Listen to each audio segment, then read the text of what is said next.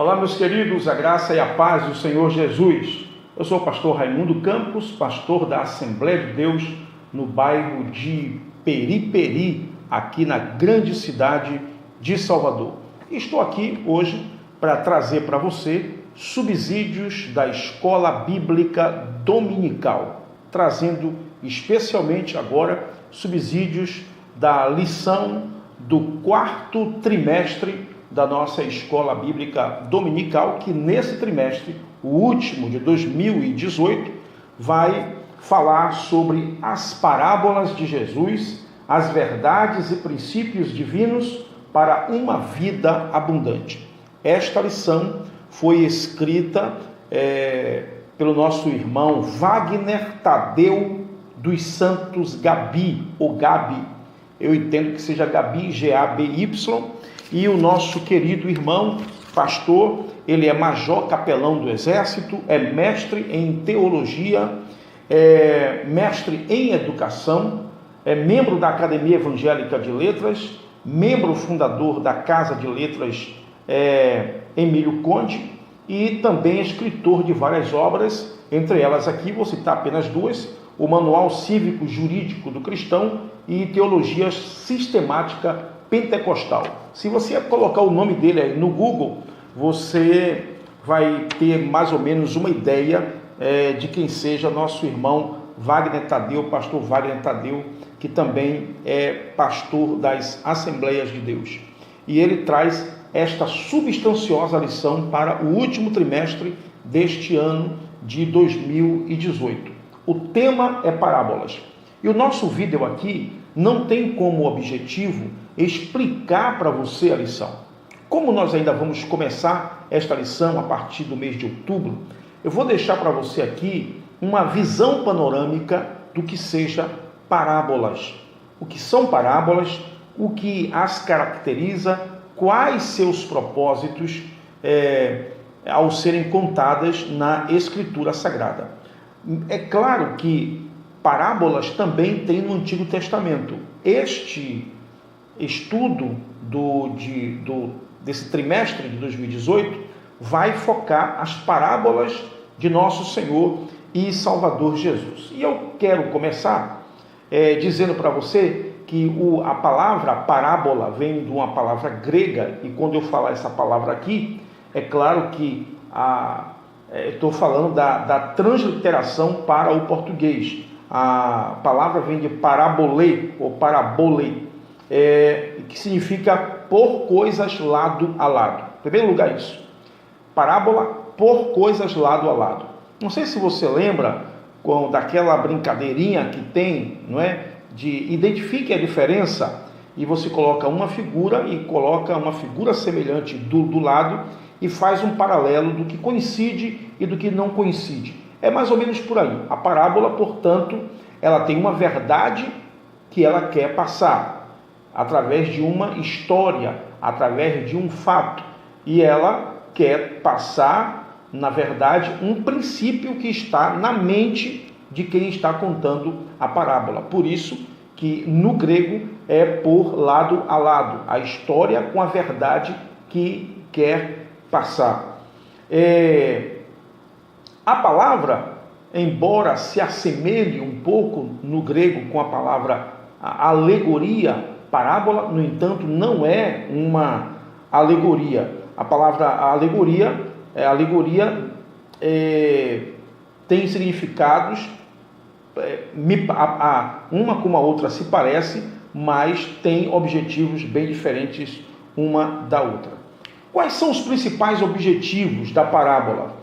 Primeiro, iluminar a mente do ouvinte com ilustrações interessantes, isto é, iluminar aqui, trazer o conhecimento, fazer com que ele compreenda determinada verdade, com que ele chegue ao conhecimento de determinada verdade através de ilustrações interessantes. Essas ilustrações servem para clarear a mente do ouvinte e levar o ouvinte a concluir por si mesmo a verdade moral ou religiosa que está por trás desta história ou desta parábola. Qual o valor da parábola? Bem, a parábola torna fácil a assimilação da verdade. A parábola facilita a pessoa a entender aquela verdade, a assimilar aquela verdade. A verdade contida numa história entra até em portas humildes, disse um certo teólogo. O outro valor da parábola, a parábola tem grande valor nos ensinos de Jesus, como também nas nossas pregações, porque ela fixa com mais facilidade o ensino que se quer passar. Então, além de facilitar o entendimento, ao se contar uma parábola, aquela verdade que se quer ensinar fixa-se na mente do ouvinte com mais facilidade. E a outra verdade é que o ouvinte, quem está ouvindo a parábola, então consegue ensinar a si mesmo as verdades que estão implícitas naquela parábola. Então, quem está contando a parábola tem como objetivo, primeiro, facilitar a assimilação da verdade que se quer passar para a pessoa. Segundo, fixar na mente desta pessoa a verdade, isso porque os personagens e elementos interessantes de uma parábola são preponderantes para que a pessoa que esteja ouvindo fixe aquilo em sua mente e dificilmente esqueça esta verdade. É como você assistir a um filme que quer lhe passar uma verdade, quer lhe passar uma moral, não é? Uma verdade religiosa, moral, ética, e você não vai esquecer, porque o filme tem uma música interessante por trás, tem uma história interessante, tem uma fotografia interessante. Então, ao se fixar na sua mente tais coisas, a ideia por trás também é fixada. A lição que se quer passar também é fixada.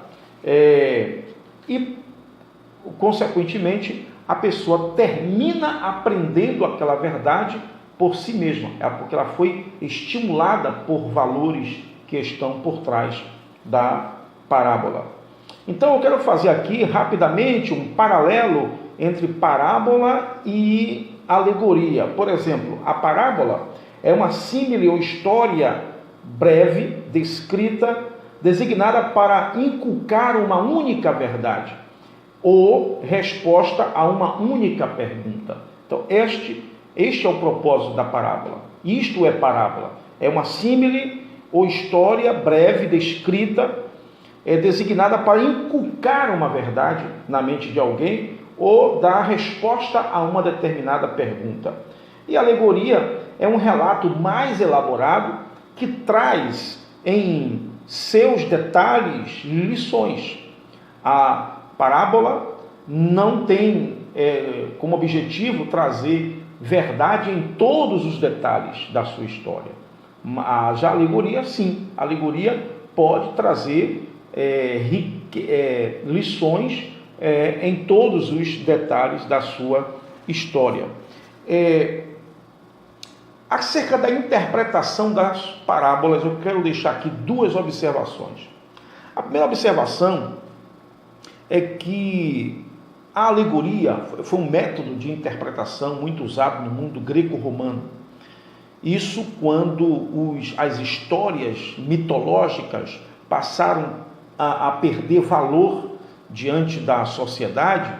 Então, os filósofos da época criaram como método de interpretação a alegoria justamente para tornar interessante as verdades que se queriam falar para quem escutasse. Esse método de interpretação foi usado durante muito tempo, pela comunidade judaica. A comunidade judaica abraçou esse método de ensino através da alegoria. O próprio Agostinho, ele era a favor do método de interpretação por alegoria das Escrituras Sagradas. Ele dizia, por exemplo, que a própria escrita já é uma forma alegórica da verdade que está por trás da Escritura. Por exemplo, ele dizia que todo o complexo gramatical, toda a estrutura gramatical da Escritura já eram signos, né, sinais alegóricos das verdades que se queriam contar. Acontece que Agostinho via alegoria, portanto, em tudo na Escritura Sagrada. Só para você ter uma ideia, para Agostinho, a parábola do bom samaritano tinha lições em todos os detalhes dela. O homem caído na beira da estrada era a humanidade em pecado. Os ladrões que o assaltaram era Satanás e os seus demônios. O levita e o sacerdote eram a lei que não conseguia tirar o homem daquele estado. O samaritano era Jesus, não é? O óleo era a restauração. O vinho também tinha um significado. O animal era a carne do Senhor Jesus. As 2 moedas dadas na hospedaria eram 2 verdades apostólicas de Paulo, não é? O hospedeiro era o Espírito Santo. A hospedaria é a igreja, onde é o ambiente do pecador se encontrar com Deus, se restaurar com Deus, e assim sucessivamente. Nós vamos entender, todavia, que Jesus, na verdade, queria ensinar somente algo aí nesta lição, nesta parábola. Aí entra um camarada chamado Adolf Tillinger. Não sei se eu estou pronunciando o nome dele certo. Esse Adolf Tillinger, ele ensinou que as parábolas, na verdade, não continham lições em seus detalhes, mas para se chegar à interpretação de uma parábola, você tinha que compreender o contexto desta parábola, quando ela foi escrita, por que ela foi escrita, para quem ela foi escrita, que pergunta ela queria responder quando ela foi contada no caso aqui, por Jesus. Então, o Tillinger, ele baseava o seu argumento nos novos métodos literários e históricos de interpretação da Escritura, baseado no que nós chamamos hoje da hermenêutica moderna. A hermenêutica moderna considera que, para que você chegue a uma interpretação correta de uma parábola, você precisa conhecer o contexto desta parábola, para quem ela está sendo contada, quem está contando esta parábola. Os teólogos eruditos modernos do Novo Testamento acreditam que muitos intérpretes da Escritura alegorizaram demais as parábolas de Jesus e por ignorarem justamente o contexto em que algumas delas foram contadas. Então, quando nós alegorizamos muito, e esta é uma mania da hermenêutica judaica, alegorizar muito, ver significado, daí surgir métodos interpretativos como o da Cabala, que embasa nos números, não é? A sua interpretação, eles chegam a uma determinada interpretação a partir de cálculos de determinados números, e para eles a interpretação à luz da hermenêutica da Cabala está justamente na elucidação desses códigos numéricos, não é? Então, essa alegorização, essa coisa de ver uma alegoria por trás de tudo, um símbolo por trás de tudo, ao longo de muitos anos prejudicou em muito a nossa visão e, portanto, nos impediu de termos a verdadeira interpretação de determinados textos, e isso acontece muito com as parábolas do Senhor Jesus. Então, nós temos que ter muito cuidado, então, para não alegorizar todas as parábolas do Senhor Jesus. Por exemplo, ao alegorizar muito, nós podemos cometer alguns erros, como no bom samaritano,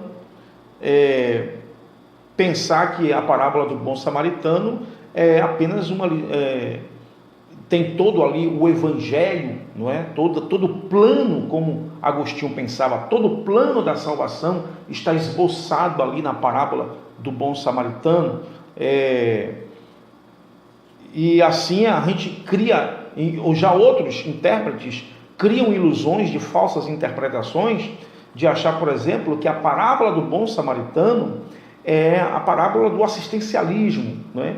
E esse assistencialismo significa a verdadeira cristandade ou o verdadeiro cristianismo, amparar o próximo, socorrer o próximo, e dessa forma, como é que eu vou lhe dizer? Dessa forma, você terminar tirando o sentido real daquela parábola, não é? Então, deixa eu lhe dizer, por exemplo,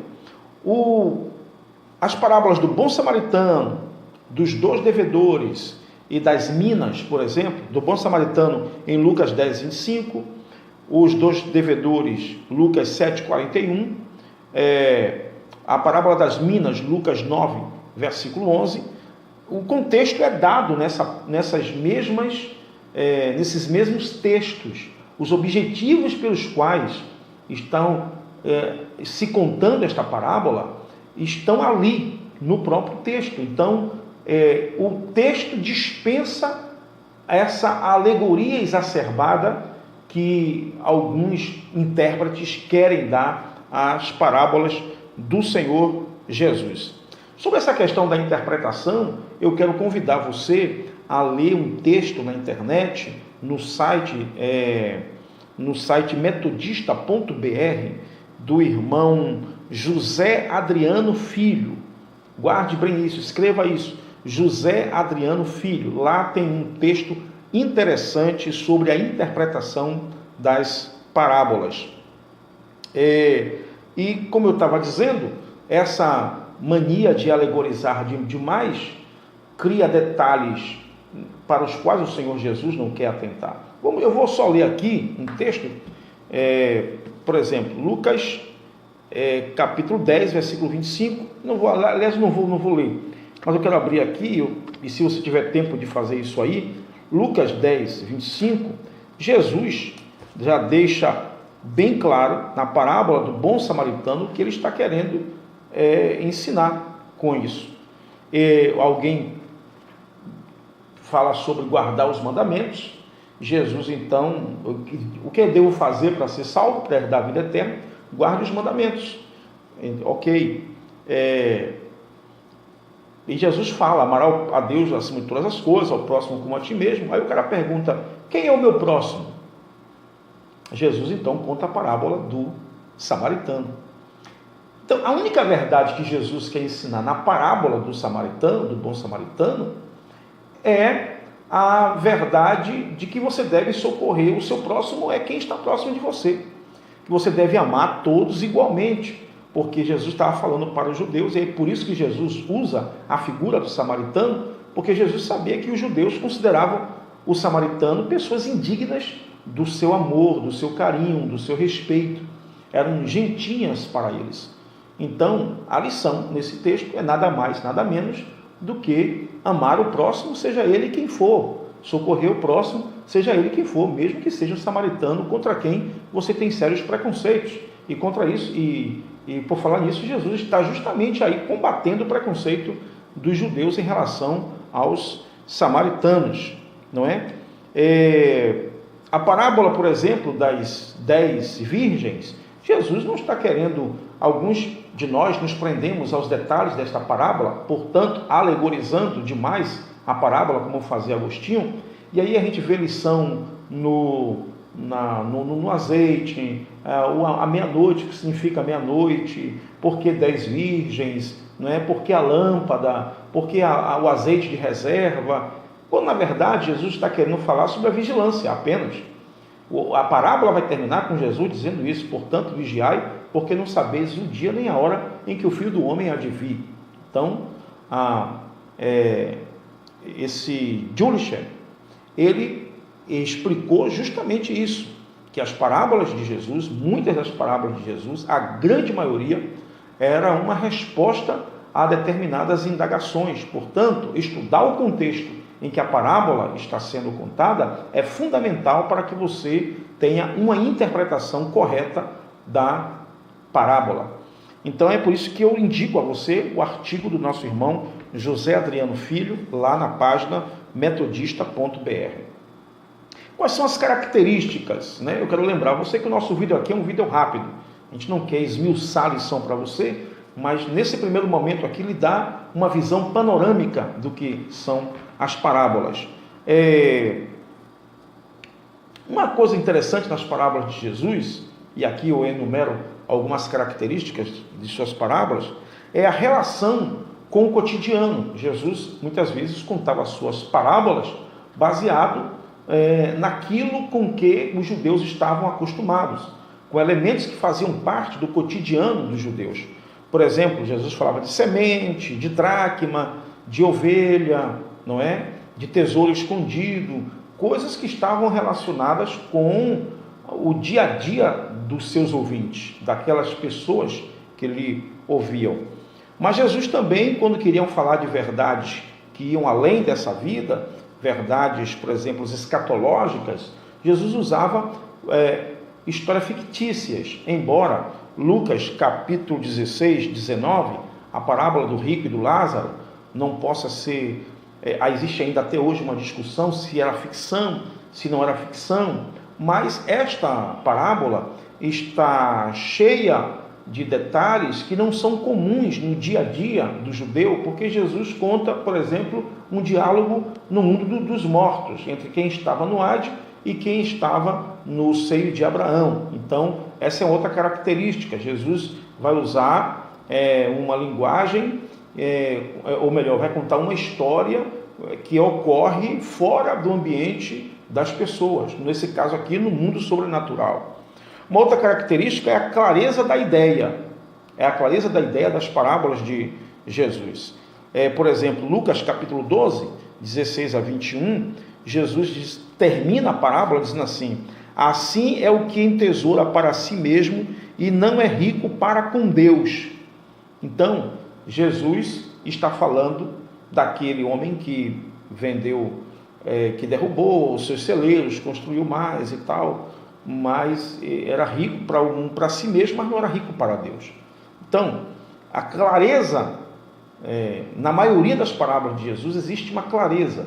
É por isso que a alegorização, ela é perigosa nas parábolas, justamente porque na maioria das parábolas de Jesus, Jesus diz por que está contando e que ideia ele quer transmitir para os seus ouvintes. Uma outra característica nas parábolas de Jesus é a autorreflexão. Jesus lança uma história para levar a pessoa a refletir sobre sua própria vida, sobre o seu futuro, sobre sua vida com Deus e sobre o seu destino em relação a Deus. Por exemplo, Lucas 7,42, Jesus faz uma pergunta: qual deles, portanto, o amará mais? Jesus conta a parábola de duas pessoas que deviam ao seu Senhor, e tinha um que devia mais do que o outro. E depois que Jesus contou, o cara perdoou todos os dois, e aí Jesus pergunta: qual desses ele amou mais? E a pessoa para quem Jesus está perguntando responde: eu acho que ele perdoou mais a quem ele mais amou, a quem tinha dívida maior. Acho que quem ele mais amou foi aquele que tinha dívida maior. Então Jesus leva a própria pessoa a responder, leva a própria pessoa a fazer uma reflexão daquilo que ele está ensinando. Então, esta é uma característica fundamental nas parábolas do Senhor Jesus. Então, Jesus mesmo dava a ideia, você vai ver isso também em Mateus 18, 23 a 35. A ideia Jesus dá no versículo 35. Deixa eu ver aqui, Mateus capítulo 18, vamos ver aqui, pegar a minha Bíblia aqui, Mateus capítulo 18, versículo 35, ele encerra a parábola, diz assim: assim vos fará também meu Pai Celestial, se do coração não perdoardes cada um a seu irmão as suas ofensas. Então, a ideia está bem clara. Aí Jesus agora não está levando a pessoa a dar a resposta. O próprio Jesus está dando a resposta do que ele quer ensinar através da sua parábola. E, portanto, Jesus tinha uma linguagem clara. Marcos 12:12, deixa eu ver aqui rapidinho, Marcos 12:12, diz assim: e buscavam prendê-lo, mas temiam a multidão, porque entendiam que contra eles dizia esta parábola, e deixando foram. Ora, os fariseus entenderam que Jesus estava falando para eles. Então Jesus muitas vezes usava uma linguagem bem clara em suas parábolas. Jesus era tão claro que deixava alguns alegres e deixavam alguns tristes. Uma outra coisa interessante a se notar nas parábolas de Jesus é que elas estão muito relacionadas com o reino de Deus. Se você abrir Mateus capítulo 13, por exemplo, você vai encontrar expressões repetidas vezes, como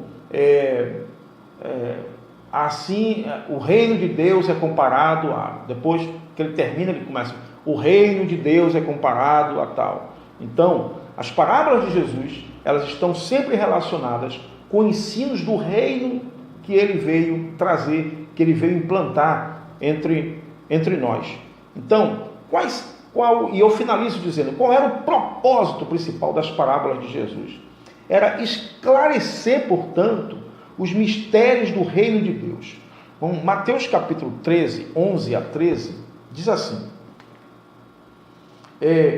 e respondendo disse-lhes, alguém perguntou, vamos versículo 10, e cercando-se deles os discípulos, disseram-lhe: por que lhes falas por parábolas? Ele respondendo disse-lhes: porque a vós é dado conhecer os mistérios do reino dos céus, mas a eles não lhes é dado, porque aqueles que têm se dará e terá em abundância, mas aqueles que não têm, até aquilo que tem lhes será tirado.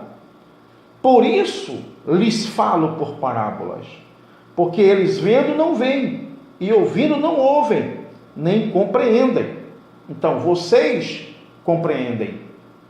Às vezes eu não preciso nem falar em parábolas para vocês, porque a vocês foi dado conhecer.